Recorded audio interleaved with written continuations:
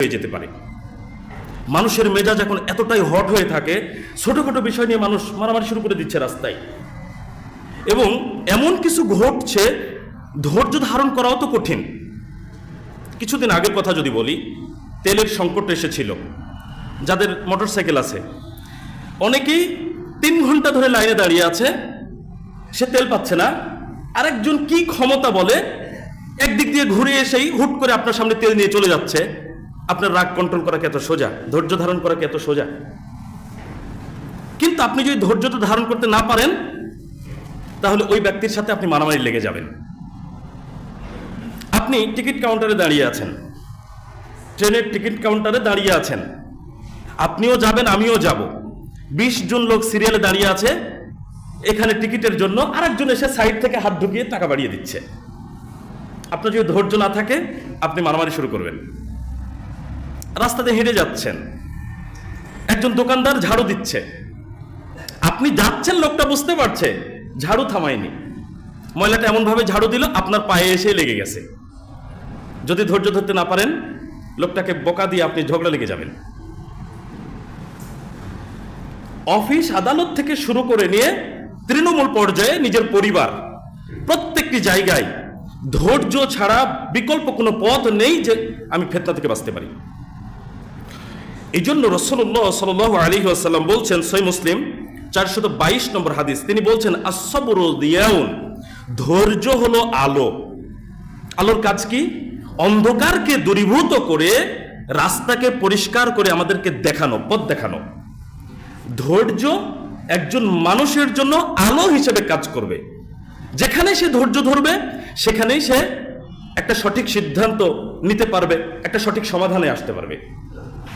ধৈর্য যদি ধরতে না পারে, তাহলে তাৎক্ষণিক সে ফিতনার মধ্যে পড়ে যাবে।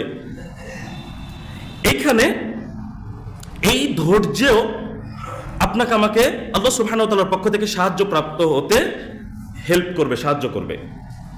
সূরাতুল বাকারার 153 নম্বর আয়াতে আল্লাহ সুবহানাহু ওয়া তাআলা বলেছেন, ইন্নাল্লাহা মা'আস সাবিরিন, নিশ্চয় আল্লাহ ধৈর্যশীলদের সাথে আছেন। ধৈর্য সম্পর্কে অনেক আয়াত হাদিস আছে, এত কিছুতে আজকে যাওয়া ঠিক হবে না।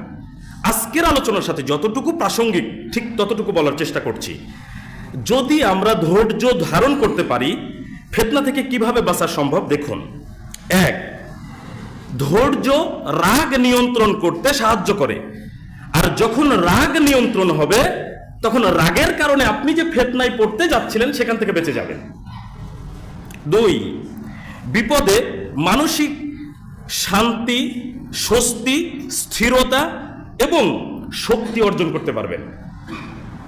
বিপদে যদি কেউ উত্তেজিত হয়, ওর কি মানসিক শক্তি থাকবে, শান্তি থাকবে? বরং ও বিপর্যস্ত হবে, স্থির থাকতে পারবে না নিজের অবস্থানে। তাহলে ধৈর্য তাকে বিপদে শক্তি যোগাবে, তাকে স্থির থাকতে সাহায্য করবে। 3, বিপদে ধৈর্য ধারণ করলে এই ধৈর্য তাকে কৌশল অবলম্বনের সুযোগ তৈরি করে দিবে।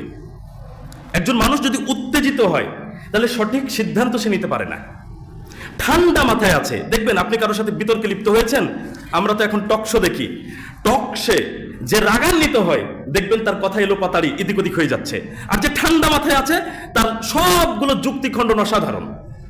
ঠান্ডা মাথায় আছে বলেই তো বিপরীত পক্ষের কথাগুলোকে সে সহজে খণ্ডন করতে পারছে, সে নতুন নতুন কৌশল আবিষ্কার করতে পারছে। রাগান্বিত যে হচ্ছে, তার রাগের কারণেই কৌশলগুলো দমে যাচ্ছে, হারিয়ে যাচ্ছে, হেরে যাচ্ছে, সে পরাজিত হচ্ছে।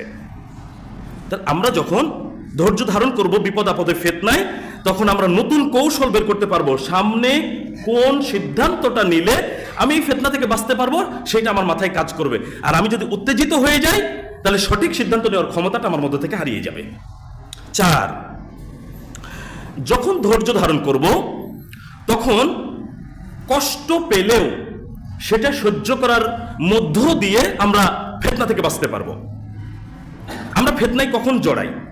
কেউ একটা কথা দিয়ে কষ্ট দিয়েছে, আমি সহ্য করতে পারিনি, তাকেও আমি একটা কথা দিয়ে কষ্ট দিয়ে দিলাম। অথবা কেউ আমাকে অন্যায়ভাবে একটা থাপ্পড় মেরেছে, আমি তাকে একটা মারতে গিয়ে 2টা 3টা মেরে দিচ্ছি। ধৈর্য থাকলে যেটা ঘটবে সেটা হলো, কেউ আমার সাথে ছোটখাটো কোনো অন্যায় করলেও, আমি কষ্ট পেলেও ধৈর্য ধারণ করে যদি থেকে যায়, তাহলে অন্তত আমি ধৈর্য ধারণ না করে তার সাথে ঝগড়া বিবাদে জড়ালে যত বড় ফিতনায় জড়িয়ে পড়তাম তা থেকে বেঁচে গেলাম, শুধু কষ্ট সহ্য করার মাধ্যমে একটু। তো আমরা যদি ফিতনা থেকে বাঁচতে চাই, তাহলে আমাদের প্রথম করণীয় হলো ধৈর্যশীল হতে হবে। রাস্তাঘাটে, বাহিরে, অফিস আদালতে, শিক্ষা প্রতিষ্ঠানে, যে যেখানে যাচ্ছি, বাজারঘাট, পরিবার নেই, যে যেখানে যাচ্ছি সেখানেই ব্যাপক পরিমাণ ধৈর্য প্রয়োজন। ধৈর্য ছাড়া বর্তমান সময়ে ফিতনা থেকে বাঁচা বড়ই কঠিন। আল্লাহ সুবহানাহু ওয়া তাআলা আমাদেরকে ধৈর্যশীল হওয়ার তৌফিক দান করুন, আমিন। 2